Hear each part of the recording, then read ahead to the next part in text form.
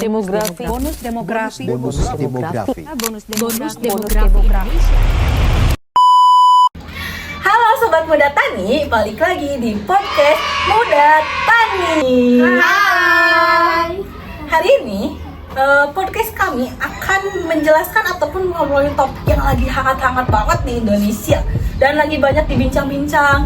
Jadi judulnya yaitu kita akan membahas mengenai bonus demografi di era Indonesia 2030 yang menjadi peluang maupun jadi tantangan bagi sektor pertanian. Bersama saya Alifah Hilmayanti dan juga saya tidak sendiri saja di sini, tapi saya ditemani oleh Ece-Ece yang sangat cantik dan yang sangat wah sekali. Boleh ya kan Ece-Ece-nya dikenalin terlebih dahulu nama-namanya? Perkenalkan, nama saya Najwa Nur Fitria. Perkenalkan, nama saya Reza Sapina Supriyatna. Perkenalkan, saya Delila. Nah, tadi kan Ece-Ece telah memperkenalkan. Jadi biar waktunya tidak terlalu lama juga, kita mulai aja guys sih obrolan yang sangat berbobot ini. Jadi kita mulai aja ya Ece-Ece masuk ke pertanyaannya. Jadi menurut Ece-Ece nih, demografi itu teh apa sih Ce gitu? Nah, jadi menurut saya nih ya Ce, bonus demografi itu adalah kondisi di mana itu tuh usia produktif, yang dimana Indonesia tuh usia produktifnya sekitar 15 sampai 64 tahun. Nah, jadi itu tuh banyak banget usia yang non produktifnya, di mana itu tuh Indonesia diperkirakan akan memuncak pada tahun 2030 sampai 2035. Menurut data BPS juga, proporsi usia produktif itu sekitar 64% nih Ce. Jadi tenaga kerja itu akan melimpah seperti itu. Tapi jangan lupa juga bonus demografi ini tuh ibarat pisau bermata dua. Kalau tenaga kerjanya melimpah tapi kualitasnya nggak ada, itu sama aja jadi beban, jadi nggak ada keuntungan yang didapat. Tetap aja kuncinya itu di kualitas sumber daya manusianya. Jadi seperti itu ya menurut Ece-Ece gambaran dari bonus demografi ini sendiri tuh. Nah, kan tadi telah dijelaskan nih tentang bonus demografi itu apa. Nah, kalau dari Ece sendiri dilihat dari sekarang, gimana sih kondisi Indonesia saat ini kependudukannya seperti itu Ce? Nah, jadi Ce, untuk datanya ya, secara data kependudukan itu pada tahun 2025 sekarang ada sekitar 284 juta jiwa. Itu tuh naik dari 270 juta jiwa dari itu tuh data dari sensus 2020. Nah, kemudian juga ada sekitar 1,11% per tahun, ataupun pada 2024 itu tuh laju pertumbuhannya sedikit melambat dari 1,25%. Kemudian juga ada sex ratio di mana sekitar 102 orang, atau itu tuh di mana 102 untuk laki-laki dan perempuan sekitar 100. Itu juga struktur umurnya. Nah, jadi usia produktif dari 15 sampai 64 tahun itu tuh ada sekitar 70%. Kemudian dari usia anak itu ada 23% dan lansia itu ada sekitar 7%. Nah, ada juga angka kelahirannya sekitar 15 per 1000 penduduk, dan juga angka kematiannya 6 sampai 7 per 1000 penduduk. Ada juga rata-ratanya sekitar 151 jiwa itu tuh per kilometer persegi, yang dimana wilayah Jawa tuh hanya sekitar 7%, tetapi sebagian ataupun seluruh rakyat Indonesia itu ada tinggal di Pulau Jawa. Nah, ada juga urbanisasi terus meningkat. Nah, banyak pemuda desa itu lebih urbanisasi ke kota, yang akhirnya itu tuh kurang di desa tuh untuk tenaga kerjanya. Wah, data ini tuh penting banget ya Ce. Jadi meskipun penduduk produktifnya itu besar, namun kalau tetap aja sih kalau distribusinya nggak merata, migrasi besar-besaran tuh tetap terjadi sih Ce. Jadi para pekerja pertanian di desa itu makin sedikit.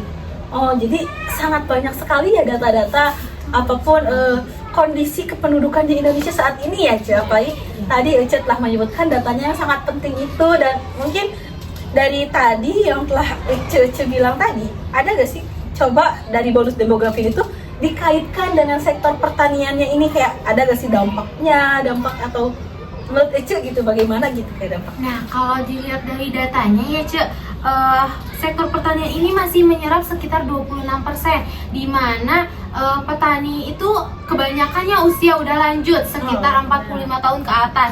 Nah, jadi sebenarnya regenerasi petani itu sangat penting, apalagi kalau misalnya jadi dengan adanya bonus demografi ini kita punya peluang besar untuk menciptakan generasi muda yang melek akan teknologi seperti itu, Ice.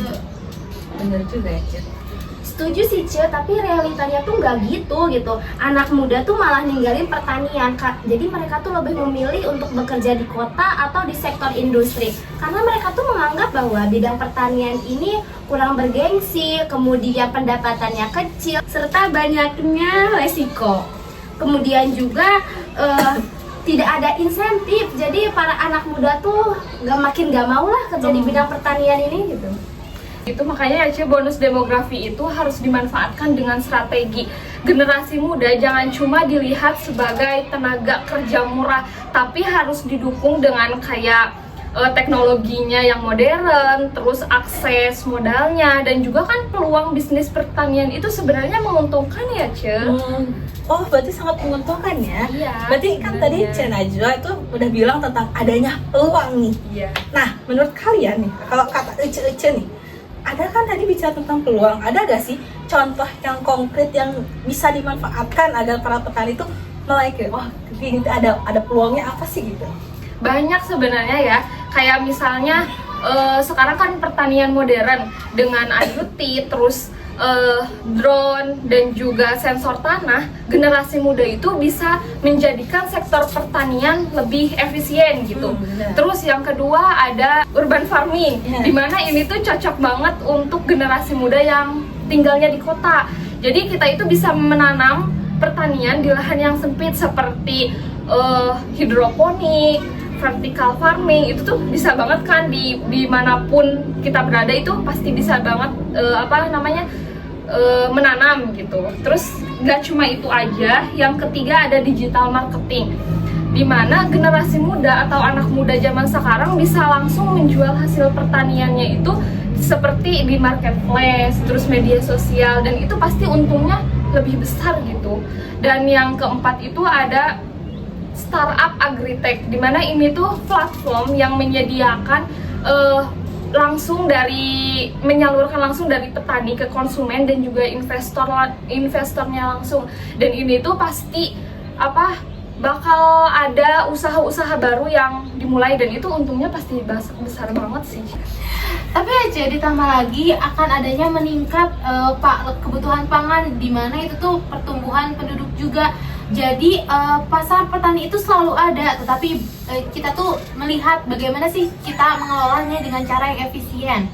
Oh, seperti itu ya, kayak itu teh peluang-peluang dan juga mungkin bisa dimanfaatkan oleh para petani juga ya di era sekarang. Nah, dari peluang itu ada gak sih kayak tantangan-tantangan tersendiri? Coba bisa disebutin gak sih mungkin? Tentu aja ada tantangannya. Setiap ada peluang pasti ada tantangan. Tantangan yang pertama itu alih fungsi lahan ke perumahan ataupun bahkan industri Kemudian yang kedua tuh akses modal yang terbatas bagi para petani muda.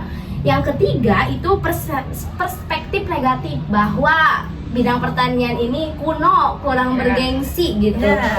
Kemudian yang keempat itu terjadinya urbanisasi. Jadi tenaga kerja bidang pertanian di desa itu makin sedikit. Ditambah lagi ada ancaman perubahan iklim yang bikin pertanian ini makin rentan. Betul banget nih Ce. Jadi kalau misalnya tantangan itu tidak diatasi, bonus demografi juga bakalan cepet banget hilang begitu saja.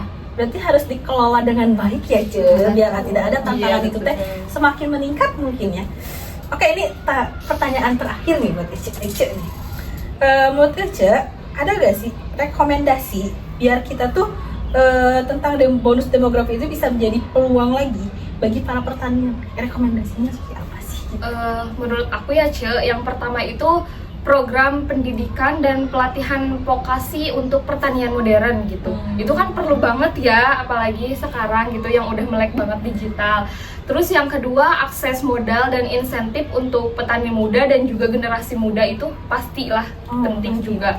Terus yang ketiga itu ada branding pertanian sebagai sektor, sebagai pekerja yang profesi pertanian yang keren dengan teknologi dan penjualannya yang digital gitu. Apalagi ya sekarang nggak balik lagi ke yang melek digital ya, apalagi generasi muda yang pastinya kesehariannya megang handphone gitu ya, pasti gadget banget gitu.